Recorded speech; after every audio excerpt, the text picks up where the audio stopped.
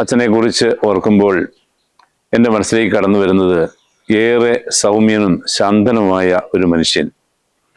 ഒരു സാധാരണ ഇടവക വൈദികനായി തലശ്ശേരി അതിരൂപതയിൽ ശുശ്രൂഷ ചെയ്യുകയാണ്. വിളക്കുന്നൂർ ഇടവകയിലെ വികാരിയായിരുന്ന കാലത്ത് അവിടെ വിശുദ്ധ കുർബാനയുടെ മധ്യേ ഈ അത്ഭുതം നടക്കുന്നത് എന്ന് നമുക്കെല്ലാവർക്കും അറിയാം. തോമസ് അച്ഛൻ എപ്പോഴും പറയും, ദിവ്യകാരുണ്യ അത്ഭുതത്തെക്കുറിച്ച് അദ്ദേഹത്തോട് ചോദിച്ചാൽ എന്തുകൊണ്ട് ഈ എളിയവനായ ഞാൻ അർപ്പിച്ച ബലിയിൽ ഈശോ ഇങ്ങനെ ഒരു അത്ഭുതം നടത്താൻ തിരുമനസ്സായി എന്ന് എനിക്കറിയില്ല എന്ന് വളരെ ലളിതമായി വളരെ ആത്മാർത്ഥമായി പറയുന്ന തോമസ് അച്ഛനെ എപ്പോഴും ഞാൻ കണ്ടിട്ടുണ്ട്.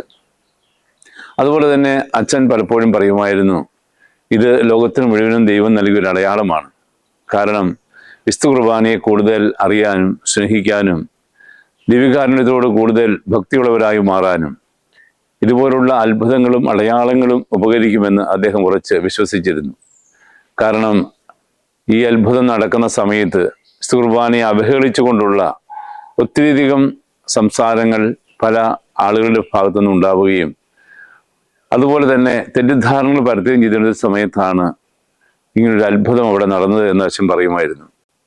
അതുപോലെ തന്നെ അച്ഛൻ പറയുന്നത്, അച്ഛന് രോഗമുണ്ട്. അച്ഛന് ക്യാൻസർ രോഗിയായിരുന്നു. 2-3 വർഷത്തിലധികമായി രോഗബാധിതനായി അച്ഛൻ ഇടവകയിൽ ശുശ്രൂഷ ചെയ്യുമ്പോഴും അച്ഛൻ വളരെ സന്തോഷവാനായിരുന്നു. എപ്പോഴെങ്കിലും അച്ഛനെ കാണുമ്പോൾ രോഗാവസ്ഥയെക്കുറിച്ച് ചോദിക്കുമ്പോൾ അച്ഛൻ പറയുമായിരുന്നു, ഇതൊക്കെ ഈശോ എനിക്ക് നൽകിയ പീഡകളാണ്, സഹനങ്ങളാണ്. അതിലൂടെ ദൈവത്തിന് എന്തെങ്കിലും പ്രത്യേകമായ പദ്ധതികൾ ഉണ്ടായിരിക്കും എന്ന് വിശ്വസിച്ചിരുന്ന ഒരു പുരോഹിതനായിരുന്നു ബഹുമാനപ്പെട്ട തോമസ് പതിക്കലച്ഛൻ.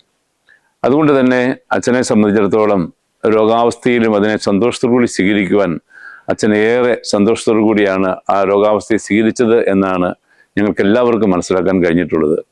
ഈ അവസരത്തിൽ തോമസ് അച്ഛൻ നമുക്ക് നൽകുന്ന സന്ദേശം എന്ന് പറയുന്നത് ദിവ്യകാരുണ്യത്തെ സ്നേഹിക്കാനും അതുപോലെ തന്നെ ഈശോ നമുക്ക് നൽകുന്ന സഹനങ്ങളെയും രോഗങ്ങളെയും സന്തോഷത്തോടെ സ്വീകരിക്കുവാനുള്ള നല്ല മനസ്ഥിതി ഉണ്ടാകണം എന്നാണ് അച്ഛൻ നമ്മളോട് പറയുക. ഈ അവസരത്തിൽ തോമസ് അച്ഛൻ്റെ വിയോഗത്തിൽ അനുശോചനം അറിയിക്കുകയും അച്ഛൻ്റെ ആത്മാവിന് നിത്യശാന്തി നേരുകയും ചെയ്യുന്നു.